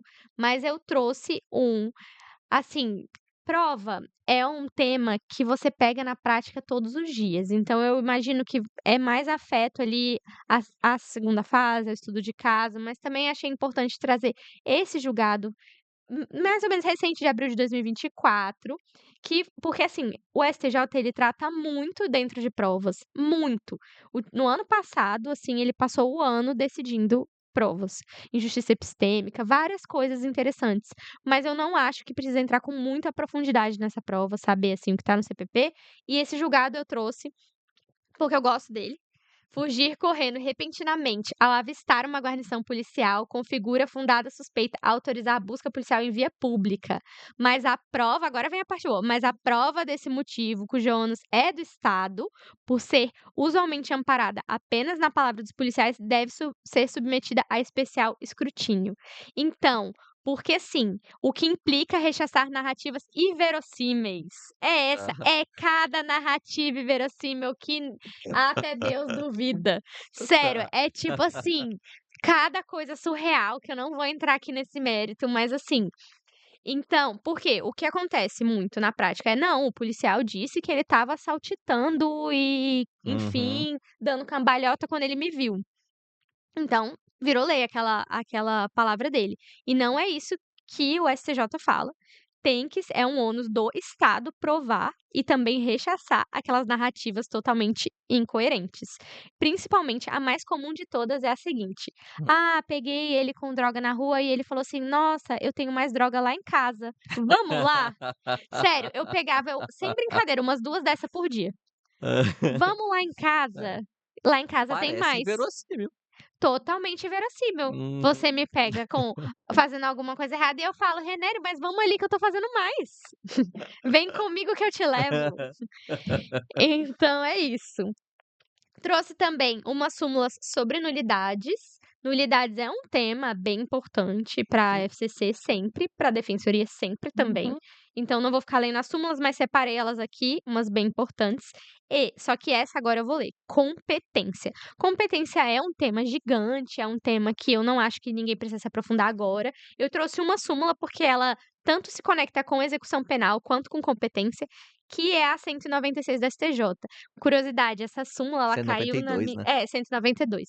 Eu li 92 e É, falei sim. 96, não sei. Caiu na minha segunda fase da OAB. Nossa! Uma das questões perguntava isso, qual era a competência do juiz da execução penal naquele caso específico. Sim. Então, por que você falou esse "nossa" tão assim, parece que foi há 1000 anos? Não, é porque eu me surpreendi com o nível de dificuldade da OAB. Ah, tá, entendi.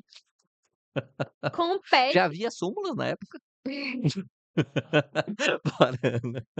compete ao juiz da execução penal do Estado a execução das penas impostas a sentenciados pela Justiça Federal, Militar ou Eleitoral, quando recolhidos a estabelecimentos de administração estadual. Inclusive, essa súmula, apesar de ser antiga e batida, caiu na DPE do Espírito Santo agora recentemente, uma das últimas provas da FCC, na verdade, a última prova da FCC. Então, quis trazer para vocês lembrarem que a competência é da execução penal do Estado quando ele está num estabelecimento penitenciário estadual. Até Sim. porque seria muito complicado Pô, a pessoa tá num estabelecimento penitenciário estadual e o processo de execução dela tá aí lá. você acabar tendo uma certa ingerência dos juízes federais sobre a administração pública estadual, né? Sim. Realmente E agora, para finalizar processo penal, eu trouxe um julgado de execução penal. Execução penal, eu não acredito numa cobrança muito grande, assim, muito, numa, sei lá, cair umas coisas muito complexas. Eu Uhum. acredito no artigo 112 da LEP, que é da progressão de regime, e em alguns julgados específicos. Esse julgado aqui, apesar dele ser do dia 12/2 de 2025, ou seja, não entra no edital, ele diz o óbvio. Então eu trouxe por isso. Uhum. Porque o que que ele fala? O fato de o visitante cumprir pena de liberdade em regime aberto ou em livramento condicional não impede por si só o direito à visita em estabelecimento prisional. Então eu acho que ele pode ser cobrado mesmo assim, porque ele diz o que deveria ser óbvio, que o fato simplesmente da pessoa cumprir pena em regime aberto não quer dizer que ela não pode ir visitar alguém que está cumprindo pena em regime fechado. Tá. Entendeu? Mas eu entendi, mas eu tinha entendido esse não, regime aberto, tá, não, é Regime verdade. aberto É em livramento ou condicional livramento não condicional, impede por si de só o visitar direito outro. à visita, Tá, entendeu? tá bom, tá bom. Porque quando eu li, eu até tinha pensado no semiaberto, e aí eu tinha pensado que eventualmente em algum período ele vai estar recolhido. E aí nesse período recolhido ele tem direito à visita. Me parece que tem mesmo, e não está sendo questionado isso aqui. Sim. Mas não, ele está falando do regime aberto mesmo, então realmente o cara não fica recolhido horário algum, né. Uhum. Então de fato ele Mas está você indo sabe que visitar tem o terceiro, né. semiaberto harmonizado, que é um termo, assim, da prática, e aquela pessoa do semiaberto, ela também não fica recolhida, porque ela tá estudando e trabalhando. Então ela tá fazendo os 2, ela estuda à noite, ela trabalha durante o dia, ela tem esse semiaberto harmonizado. Entendi. E, em geral, eles usam tornozeleira eletrônica. Mas bom, passando para direitos humanos. Bora. Direitos humanos é a matéria que eu estou muito feliz, porque sou eu que vou dar no aulão. Ah, legal. É a primeira aula? Então é, Então, quem chegar lá às 9 horas, revisão de direitos humanos com a Ana. sim. Bem feliz, acho que vai ser muito bom. E aí eu trouxe alguns pontos bem chave, assim, porque direitos humanos é uma matéria que assusta muito as pessoas na FCC. Principalmente, tem vários alunos que estavam ali falando comigo: "Ah, eu nunca estudei para defensoria, eu estudo para analista de tribunal, mas eu sou de São Paulo e eu quero muito passar nesse". E só que direitos humanos é uma coisa, assim, que eu tô achando pavorosa. Porque direitos humanos para membro da FCC é realmente bem difícil. Hum. Porque a FCC cobra muito a literalidade dos tratados. Mas não vai ser assim nessa prova, eu não acredito nisso. Eu acredito mais em conceitos mais básicos, mais basilares, e o que a FCC ama e que é ótimo de decorar, que é casos. Os casos da Corte Tá. Interamericana. O Renério já me ouviu falar um monte sobre casos. É que são vários, né. Mas assim, trouxe uma informação que não pode esquecer, que está na Constituição, os tratados e convenções internacionais de direitos humanos do rito especial. Então é Parágrafo 3º. aprovado exatamente, aprovado em cada casa do Congresso, não é na Uhum. Câmara, no Senado, é cada casa do Congresso, não é só no Senado, só na Câmara, porque assim, muda essas coisas na FCC, muda. Sim. Em 2 turnos, 3/5 serão equivalentes às emendas constitucionais. E aí eu deixei uma tabelinha para vocês que fala os principais pontos de cada um dos tratados de direitos humanos que já foram internalizados como emenda constitucional. E são eles: a Convenção dos Direitos das Pessoas com Deficiência, isso é muito perguntado pela FCC. Quais são os tratados internalizados? O Protocolo dos Direitos das Pessoas com Deficiência, inclusive teve uma questão uma vez, mas já faz mais tempo, que perguntou assim: "Quantos são os tratados internalizados?". Pô, Aí a resposta eram 4, só que você fica em dúvida se não é 3, porque o porque tem o protocolo protocolo, só que aí o protocolo contou como um ele é separado. independente da convenção. Exatamente. Então o protocolo dos direitos das pessoas com deficiência é uma questão bem maldosa, mas eu não lembro, eu acho que não era FCC.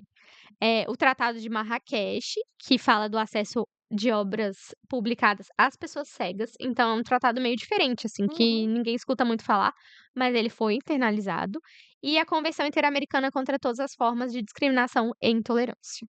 Então esses aqui, esse decorebinha é bom decorar, botar na cabeça. Tem outros decorebas de direitos humanos que eu vou passar ali no aulão, porque, assim, são coisas que só quando você estiver fresco ali.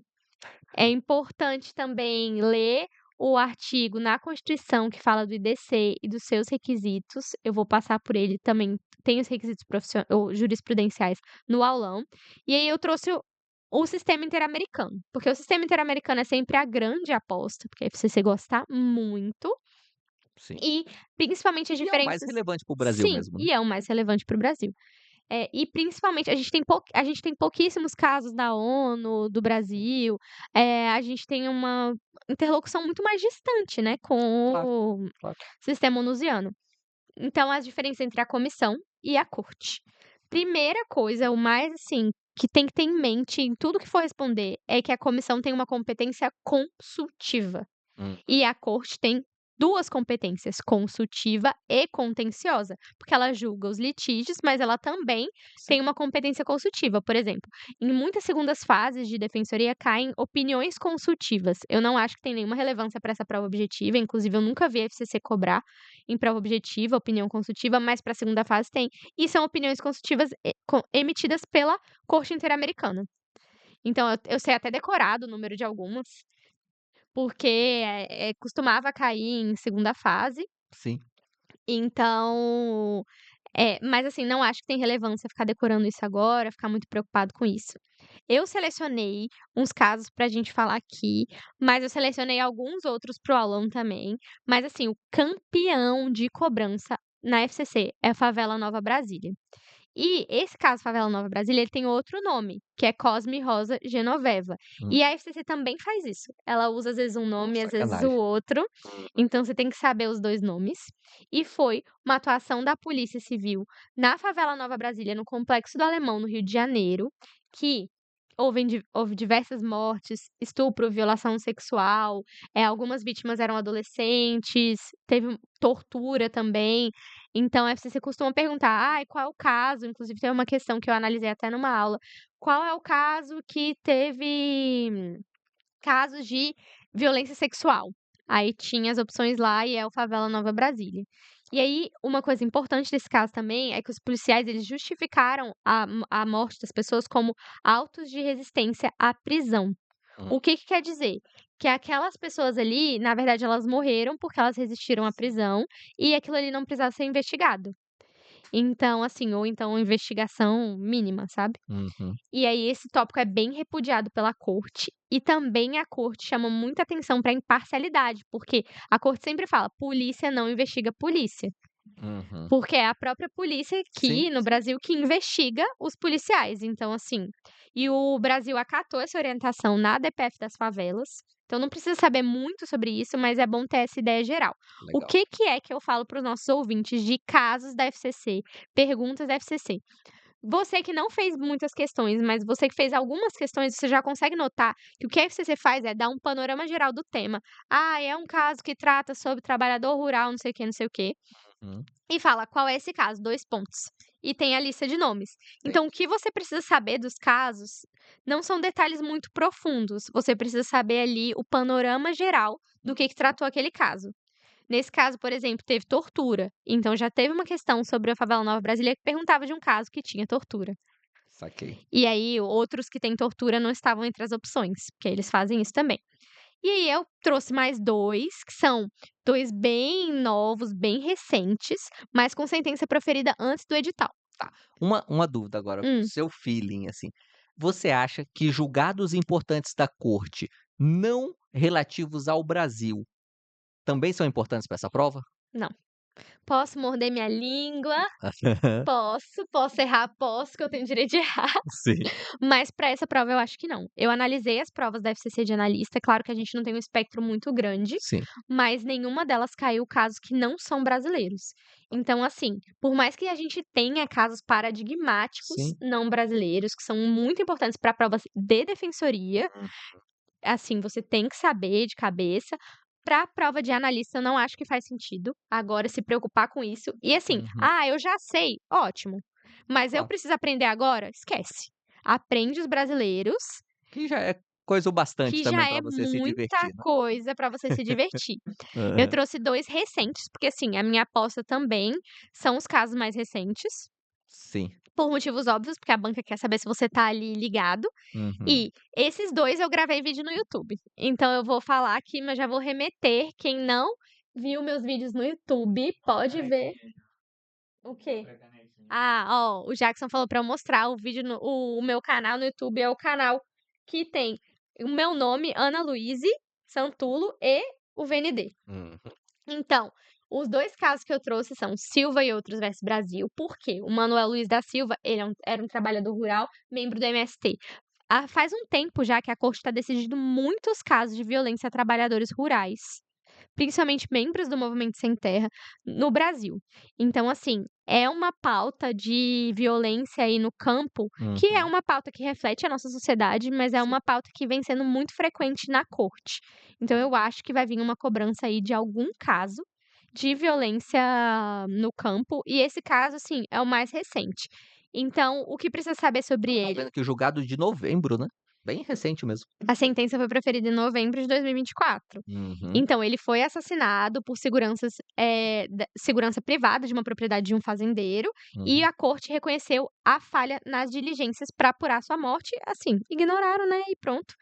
E quem quiser saber mais, eu deixei o link do vídeo pra gente não ficar com esse podcast muito longo, eu deixei o link do vídeo no YouTube aqui no material, e também do Santos Nascimento e Ferreira Gomes versus Brasil, que tratava da Neuza dos Santos e da Gisele Ferreira Gomes, ambas negras, que elas foram postular uma vaga de emprego numa empresa. E elas chegaram lá e a pessoa ali, a recepcionista da empresa, falou assim: não, a gente não precisa mais, porque a gente já contratou. E aí uma amiga delas, logo depois, que era branca, foi lá e conseguiu a vaga de emprego.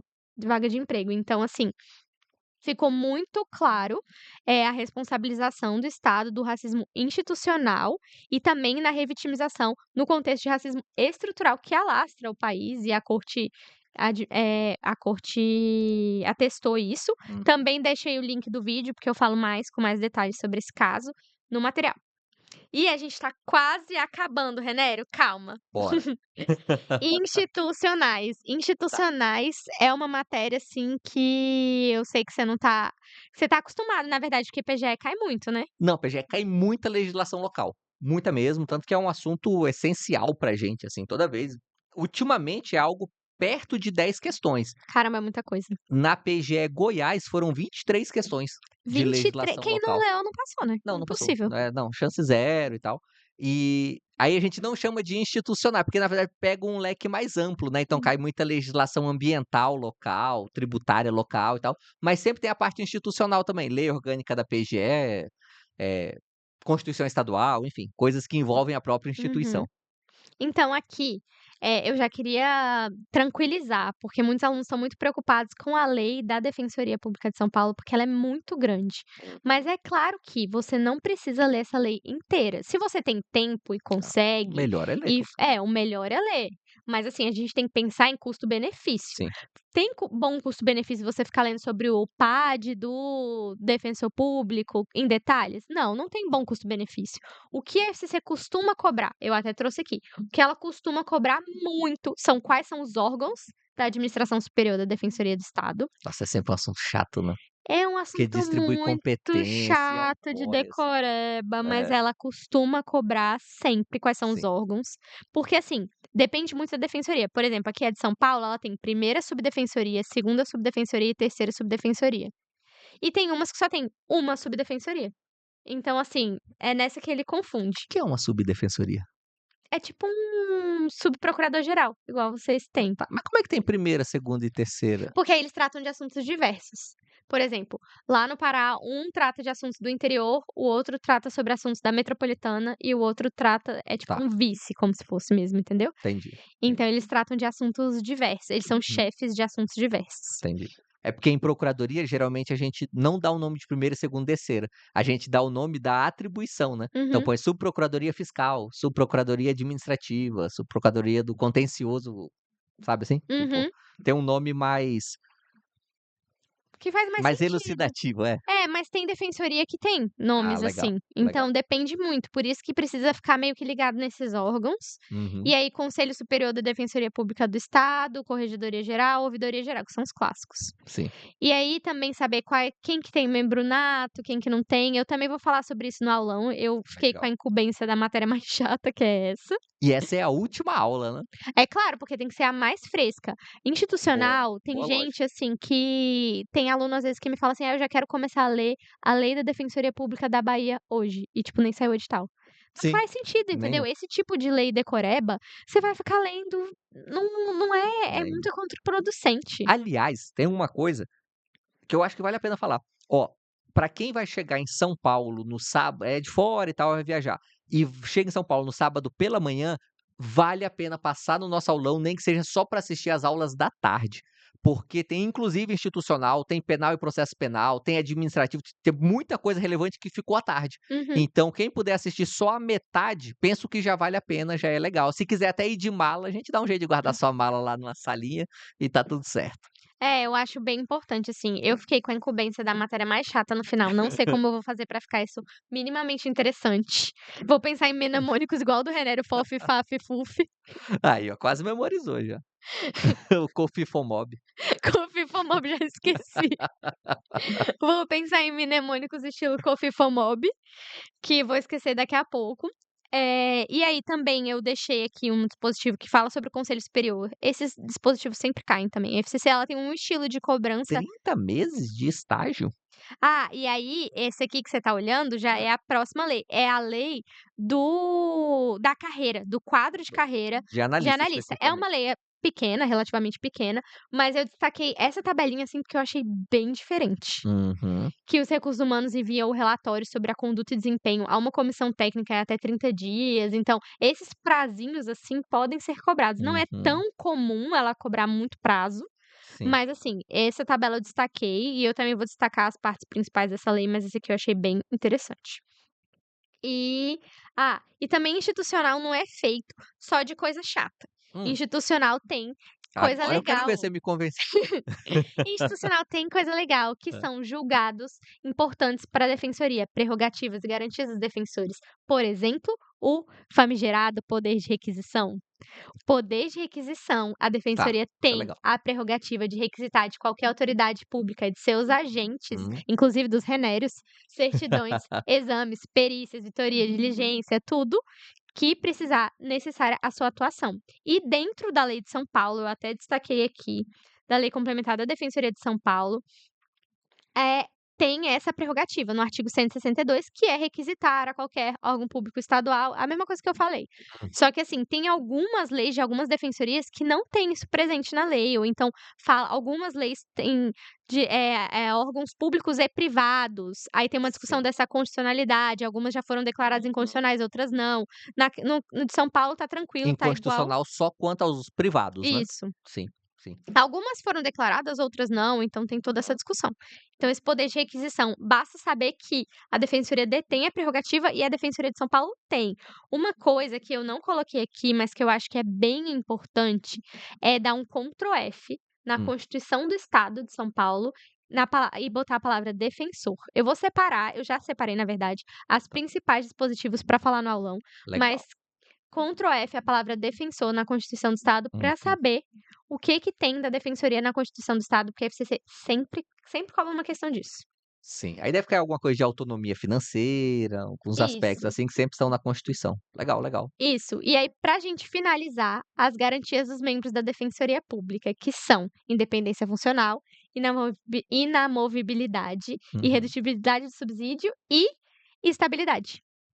Então, assim, são as garantias que estão presentes na Lei Complementar 80. E também, assim, muita gente com dúvida: "Ai, eu tenho que ler muito a Lei Complementar 80?". A Lei Complementar 80, ela dá os parâmetros gerais para a Defensoria Pública dos Estados e da União.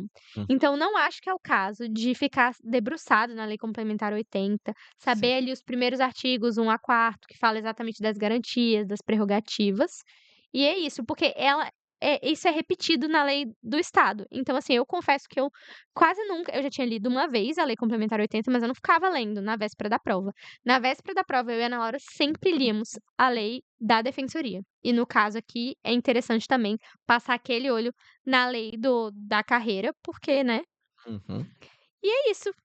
Isso aí, passamos por tudo, né? Todas as disciplinas. Vencemos, Show de bola, vencemos. show de bola.